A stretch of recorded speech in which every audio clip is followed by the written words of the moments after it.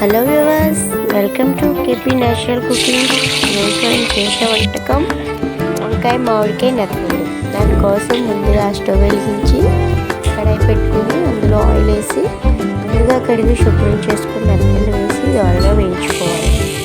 అవి వేగిన తర్వాత ముందుగా మనం కట్ చేసుకున్న మీడియం సైజు మీడియం సైజు అవి ఒక 4 పచ్చిమిరపకాయలు వేసి బాగా వేయించుకోవాలి. అవి వేగేలోపు మనం ఒక 1/2 కిలో వంకాయని శుభ్రంగా కడిగి చిన్న ముక్కలుగా కోసుకుని ఉంచుకోవాలి. లోపు మనం ఆనియన్స్లో 1 స్పూన్ సాల్ట్ వేసుకొని బాగా కలపాలి. తర్వాత కట్ చేసుకున్న వంకాయ ముక్కలు అందులో వేసి వంకాయలు కాస్త మగ్గిన తర్వాత ఒక మామిడికాయ మీడియం సైజ్ మామిడికాయ కోసి వేసుకోవాలి. తర్వాత 1 టీ స్పూన్ కారం వేసి బాగా కలపాలి.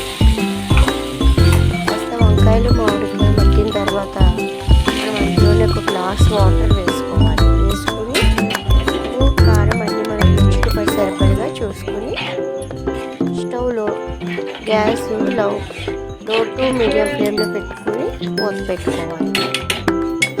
ఒక 10 మినిట్స్ తర్వాత మనం తీసి చూసుకోవాలి.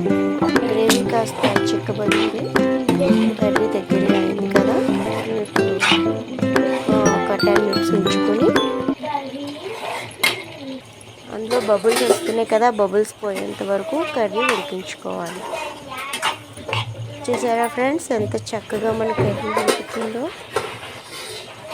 అది బాగా ఉడికిన తర్వాత మనం స్టవ్ ఆఫ్ చేసుకుని వేడి వేడి అన్నంలో సర్వ్ చేసుకొని తినాలి, అంతే.